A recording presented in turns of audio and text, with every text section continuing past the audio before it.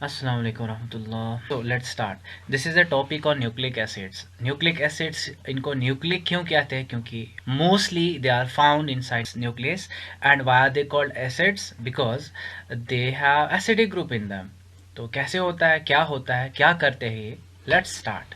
So firstly, let's start with the introduction. तो ये क्या है, कहाँ से आए, कितने किस्म के हैं, ये सब जानना है, ठीक है? So they are mainly of two types of nucleic acids. तो वहाँ पे कौन कौन सा होता है? हमारा डीएनए होता है, हमारा आरएनए होता है, ठीक है। तो इनसे क्या फ़ायदा है, यानी ऑर्गेनिज्म जितने भी आपने अपनी तादाद बढ़ाते हैं, रिप्रोडक्शन करते हैं, इसके लिए हर एक सेल को, हर एक बच्चे तक जितने भी पेरेंट्स के पास इंफॉर्मेशन है, वो रेसिपी जो है वो अपने डॉटर सेल्स को भी देना है। यानी जो ये रिप्रोडक्शन करेंगे तो इसके लिए जेनेटिक मटेरियल, एक रेसिपी होना बहुत ज़रूरी है पेरेंट्स के पास। उस रेसिपी को आगे भेजना ही इम्पॉर्टेंट है, क्योंकि वो सेल्स को भी नीड है इस सब की। तो इसी के बारे में हमें खुल के बात करनी है। These are the nucleic acids.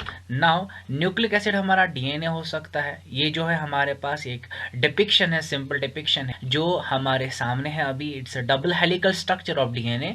And second one is the RNA. RNA और डीएनए में क्या फ़र्क है? आरएनए सिंगल स्ट्रैंडेड होता है, और भी बहुत सारी डिफरेंसेस है, वो छोटे छोटी चीज़ें हैं, वो हम आगे आगे पढ़ते जाएंगे। You just keep yourself available and keep listening.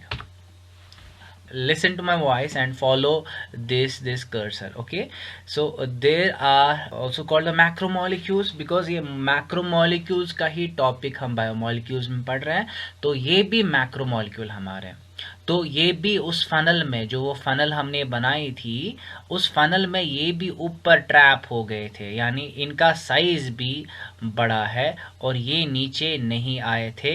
यानी ये एसिड इनसॉल्युबल पूल जो है ये उसमें आ गए थे, ऊपर ही रह गए थे। तो दे आर मैक्रोमोलिक्यूल्स। ये हमारे मैक्रोमोलिक्यूल्स हैं। मैक्रो क्यों हैं, बड़े क्यों हैं? तो बिकॉज दे आर पॉलीमर्स, यानी ये बहुत सारे मोनोमर्स के बने हुए होते हैं। अब इसका मोनोमर क्या है? इसका मोनोमर हमारा न्यूक्लियोटाइड्स है, ठीक।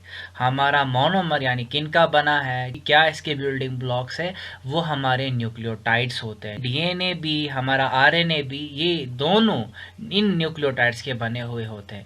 अब ये न्यूक्लियोटाइड ये क्या चीज़ है ये देखेंगे। तो कंपोनेंट्स, इसकी कंपोजिशन क्या है वो सीखेंगे।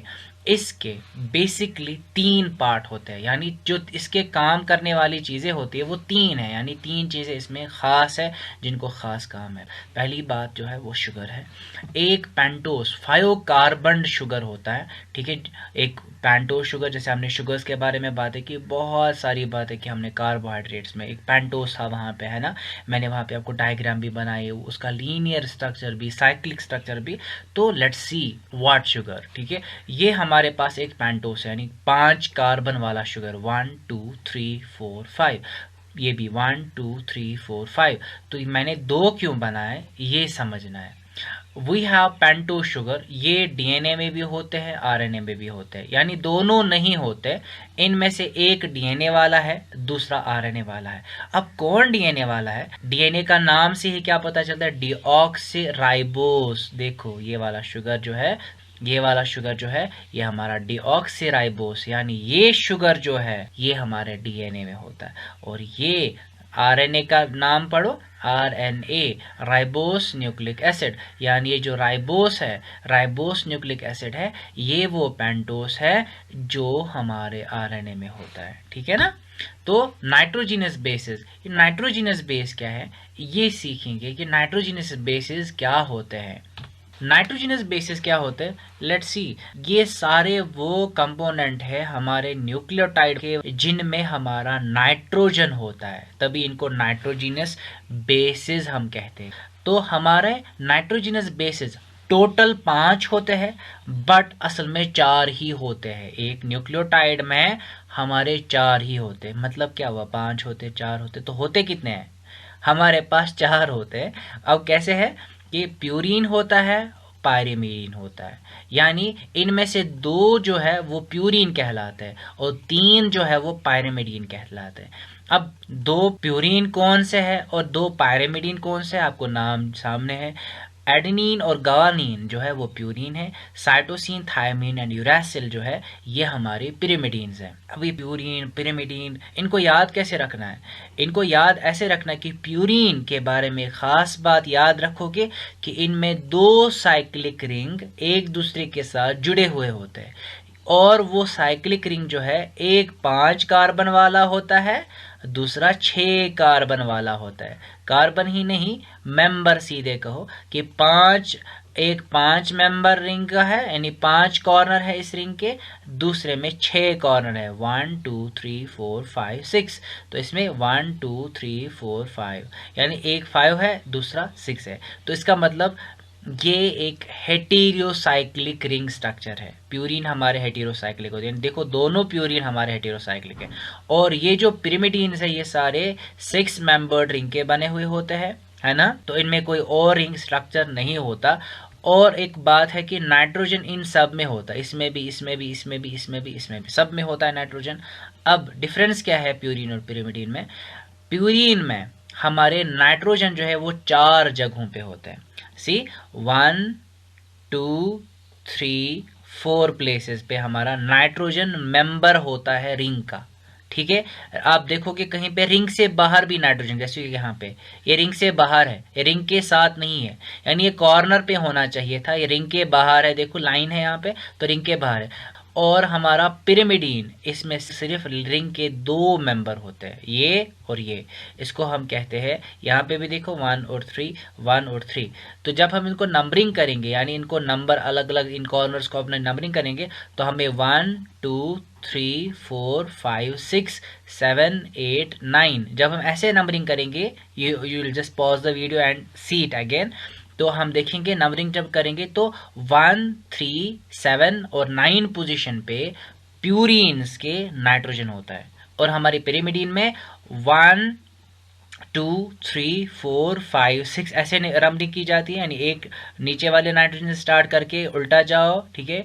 तो जब हम ऐसे करेंगे तो 1 और 3 पोजीशन पे, यानी 2 पोजीशन पे ही हमारा नाइट्रोजन पिरिमिडीन में होता है। तो ये हमारे नाइट्रोजन बेस है। और एक और इम्पोर्टेंट बात, जो पिरिमिडीन है, मैंने बोला टोटल तो 4 है, ये 5वीं, यहाँ पे 5 तो है, मगर तो आप ये बात याद रखोगे कि डीएनए में भी 4 ही नाइट्रोजनस बेसिस होते हैं और आरएनए में भी 4 ही नाइट्रोजनस बेसिस। तो 5वां कौन सा है जो एनोमलस है? 5वां यहाँ पे सीखेंगे कि जो थायमीन है वो हमेशा हमेशा हमेशा डीएनए में होता है, और जब आरएनए की बात होगी वो हमारा यूरासिल में, यूरासिल होता है वहाँ पे। आरएनए में थायमीन के बदले यूरासिल होता है, डीएनए में सिर्फ थायमीन होता है। सिर्फ थायमीन मतलब, यानी यूरासिल वहाँ नहीं होगा, थायमीन होता है डीएनए में, और यूरासिल हमारा आरएनए में होगा। यानी ये तीनों, ये 3 दोनों डीएनए में भी आरएनए में भी प्रेजेंट होता है। ये तीनों डीएनए में भी और आरएनए में भी प्रेजेंट होता है। और अगर डीएनए है तो ये 3 तो है ही, प्लस यहाँ पे डीएनए में थायमीन होगा। और अगर आरएनए है तो ये 3 तो है ही, थायमीन वहां नहीं होगा, वहां पे यूरासिल होगा। बात समझ आई होगी, आई होप सो। तो इसके बाद हमारे पास इस न्यूक्लियोटाइड में या तो 1 फॉस्फेट ग्रुप होगा या 2 या 3 फॉस्फेट ग्रुप होंगे। तो फॉस्फेट ग्रुप मतलब ये हमारा एक फॉस्फोरिक एसिड है। फॉस्फोरिक एसिड का फॉर्मूला H3 यानी 3H, PO4 यानी P और O4 होनी चाहिए, तो H3PO4 ये इसका फॉर्मूला है, ये इसका डिपिक्शन है। तो ये फॉस्फेट ग्रुप 1 होता है, या 2 होंगे या 3 होंगे। पहला पेंटोस, पेंटोस यानी 5 कार्बन वाला शुगर है, ठीक है, इसको हम देखेंगे। सी, ये 5 कार्बन वाला शुगर है, यानी जब हमने पढ़ा था तो ये एक मोनोसैकेराइड है ना। तो जब आरएनए की बात होगी, आरएनए उसमें कौन सा होता है शुगर? 5 कार्बन वाला, अभी पढ़ा, राइबोस न्यूक्लिक एसिड है ना, उसमें जो है इट इज राइबोस। क्या होता है वहां पे 5 carbon sugar? Ribose. While in DNA, जब डीएनए होगा तो वहां पे 2 डीऑक्सीराइबोस, यानी जो वहां पे जो ये शुगर है वहां पे 2 प्राइम पोजीशन पे, यानी अगर हम इसको नंबरिंग करेंगे 1 2 3 4 5, ऐसे 1 2 3 4 5, ये राइबोस है, इसको 2 पोजीशन पे हाइड्रोक्सिल ग्रुप है, इसको सिंपली राइबोस कहेंगे। बट डीएनए की जब बात करेंगे वहां पे देखो 2 प्राइम जो पोजीशन है 1 2 पोजीशन जो है वहां पे हाइड्रोक्सिल OH ग्रुप नहीं है, वहां पे H ग्रुप है सिंपली। ठीक है, तो ये डिफरेंस है दो में, राइबोस होगा एक में, दूसरे में डीऑक्सीराइबोस होगा। तो हमने अभी तक जितने भी डिफरेंसेस पढ़ी, लाइक अभी हमने पढ़ा था कि जो नाइट्रोजिनस बेसिस होता है डीएनए में हमारा थाइमीन होता है चौथा वाला, और आरएनए में हमारा यूरासिल होता है। ऐसे ही डीएनए और आरएनए में दूसरी फर्क ये है कि डीएनए में हमारा डीऑक्सीराइबोस होता है, आरएनए में हमारा राइबोस होता है। तो दूसरी फर्क हो गई। अब तीसरी बात है हमारा नाइट्रोजीनियस बेस। क्या होता है? Nitrogenous base. जो हमने नाइट्रोजीनियस बेस अभी वो 5 देखे, वही क्या होता है हमने पढ़ा कि नाइट्रोजीनियस बेसेस हमारे दो किस्म के होते हैं। एक होता है पिरिमिडीन, दूसरा होता है प्यूरीन। पिरिमिडीन और प्यूरीन में क्या फर्क है? पिरिमिडीन हमने देखे थे वहां वो सिंगल रिंग होता है, उसमें एक ही रिंग होता है, यानी 6 मेंबर्ड रिंग होता है। और प्यूरीन जो है उसमें 2 रिंग होते थे, यानी ये हेटेरोसाइक्लिक होता है। इसमें कितने मेंबर? इसमें थायमीन, साइटोसिन, यूरासिल। थायमीन के बारे में अभी बातें याद है, ऐसे यूरासिल के बारे में बात याद है। यानी थायमीन कहाँ होगा? डीएनए में। यूरासिल कहाँ होगा? आरएनए में। ठीक है, तो ये बाकी तीनों, ये प्यूरीन और पैरामिडीन में डिफरेंस क्या है। और ईच नाइट्रोजनस बेस कंटेन्स 1 या 2 रिंग होंगे, दैट इंक्लूड नाइट्रोजन एटम। जैसे हमने पढ़ा था कि जो डबल रिंग है जिसमें 2 रिंग होंगे, देखो अभी यहाँ पे जो प्यूरीन है, प्यूरीन में कितने, एक एग्जाम्पल दी हुई है एडेनिन। ठीक है, एक प्यूरीन है, इसमें एडेनिन एग्जाम्पल है। तो इसमें क्या है? इसमें 2 रिंग्स है, 2 रिंग्स है। और कितने नाइट्रोजन है मेंबर में? मेंबर इसके 1 2 3 4। जब इसको नंबरिंग करेंगे तो 1 3 7 एंड 9 पोजीशन पे नाइट्रोजन है। ऐसे ही पिरामिडिन की बात करेंगे तो सिंगल रिंग स्ट्रक्चर है, एक ही रिंग स्ट्रक्चर है, और 2 पोजीशन पे नाइट्रोजन है, पोजीशन पे 1 एंड 3 पोजीशन। तो ये हमारा नाइट्रोजनस बेस है। ऐसे ही फॉस्फोरिक एसिड, ये H3PO4 हमारा फॉर्मूला से ही पता चलता है। तो ये क्या करता है? ये एक एस्टर बॉन्ड बनाता है, एक एस्टर लिंकेज बनाता है। अरे एस्टर लिंकेज क्या होती है और ये किसके बीच में? देखो जब हमने फैटी एसिड्स पढ़ा था ना, फैटी एसिड्स, वहां पे जब हमने ग्लिसरॉल बनाया था, फिर उसको OH दिखाया था, है ना। तो OH को हमने, जब हमने फैटी एसिड को ग्लिसरॉल के नजदीक लाया था, तो फैटी एसिड का एसिडिक ग्रुप हमारे OH के साथ मिला था, है ना। हमारे OH के साथ वहां से वाटर निकला था। ऐसे ही समझो कि यहाँ पे भी कुछ बात है, बट C के बदले यहाँ पे P है। देखो अब कैसे, यानी ये 2 न्यूक्लियोटाइड्स को बीच में आपस में एक दूसरे के साथ जोड़ता है। कैसे होता है ये देखेंगे। देखो ये सारा जो है यहाँ से लेकर ये फॉस्फेट, ये शुगर है, और ये नाइट्रोजनस बेस है। यानी 1 पोजीशन पे हमेशा याद रखो कि हमारा 1 पोजीशन पे, किसकी 1 पोजीशन पे? एक शुगर है, पेंटोस 5 कार्बन शुगर है। इस 5 कार्बन शुगर की 1 पोजीशन पे हमेशा हमेशा याद रखो कि वहां नाइट्रोजनस बेस अटैच होती है। क्या होती है? Nitrogenous base. अगर मैं आपको पूछूं ये नाइट्रोजनस बेस कितने रिंग स्ट्रक्चर की है, आप बोलोगे एक रिंग स्ट्रक्चर है। आप बोलो मुझे ये प्यूरीन है कि पिरिमिडीन है, आप क्या बोलोगे? ये पिरिमिडीन है, क्योंकि प्यूरीन में 2 रिंग होते हैं। ऐसे हमारे इस शुगर की 4th पोजीशन पे नहीं, 5th पोजीशन पे। ऊपर देखो, जब 5th कार्बन इस रिंग का है, यानी ये पेंटोस है ना, 5 कार्बन शुगर, इसकी 5th पोजीशन पे आप देखो कि H3PO4, यानी एक फॉस्फेट, ये एक फॉस्फोरिक एसिड ग्रुप, इसको 5th पोजीशन पे अटैच होता है। ठीक है, अब इसका 5th पोजीशन, इसका 1 पोजीशन के बारे में ये बातें 2 आपको याद रखनी है।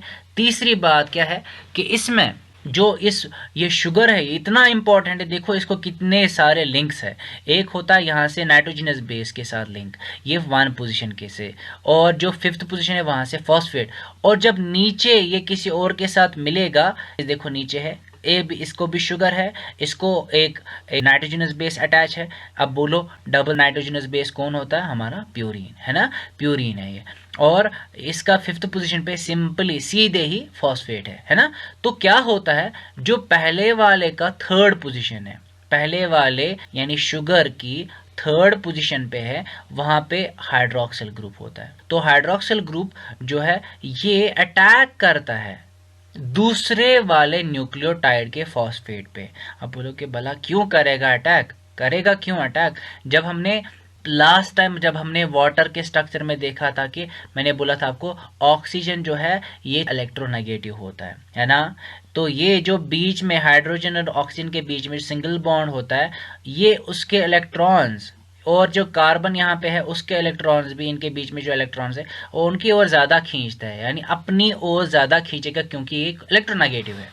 तो इसको डेल्टा नेगेटिव चार्ज चढ़ती है ना, तो ऑक्सीजन पे डेल्टा नेगेटिव, छोटी सी नेगेटिव चार्ज चढ़ी। अब फॉस्फेट को देखो, ये एक इलेक्ट्रोपॉजिटिव है, यानी इसको ताकत नहीं है इलेक्ट्रॉन को अपनी ओर खींचने की। अब बोलो फॉस्फेट के अराउंड कितने ऑक्सीजन है? 4, 1, 2, 3, 4। अब बोलो इस पे डेल्टा पॉजिटिव चार्ज होगी कि डेल्टा नेगेटिव? खुद इस पे डेल्टा पॉजिटिव होगी, और ये ऑक्सीजन यहाँ अपनी डेल्टा नेगेटिव चार्ज से इस डेल्टा पॉजिटिव पे एक न्यूक्लियोफिलिक अटैक करेगा, यानी न्यूक्लियस लविंग अटैक करेगा, यानी एक पॉजिटिव चार्जड अटैक करेगा, क्योंकि ये पॉजिटिव चार्ज को पसंद करता है। क्यों पसंद करता है? क्योंकि इस पे खुद नेगेटिव चार्ज है। तो जब ये अटैक करेगा तो क्या होगा, यहाँ से, एक सेकेंड, यहाँ से ये हाइड्रोक्सिल ग्रुप है और इसका H ये उड़ा ले जाता है, तो क्या निकला बाहर? HHO, H2O, तो वाटर बाहर निकला, और बीच में सिंगल बॉन्ड यहाँ था और ये ऑक्सीजन इसके साथ लिंक हो जाता है। अब ये O को यहाँ पे देखो, ये लिंक हो गया, ठीक है। जब हमने फैटी एसिड के लास्ट में वो देखा था तो यहाँ पे कार्बन को यहाँ पे O बचा, फिर है ना, क्योंकि जब हमने ग्लिसरॉल का देखा था, ग्लिसरॉल का OH और इसका OH बीच में थे और वाटर निकला और इनके बीच में ऐसा बॉन्ड बना। हमने बोला था कि एस्टर बॉन्ड है ना, फैटी एसिड और ग्लिसरॉल के बीच में एस्टर बॉन्ड है। C सेम हो रहा है, C डबल बॉन्ड हो, यहाँ पे P डबल बॉन्ड हो, और O बीच में और यहाँ पे C बचा, और यहाँ पे ये C है, ये C है यहाँ पे।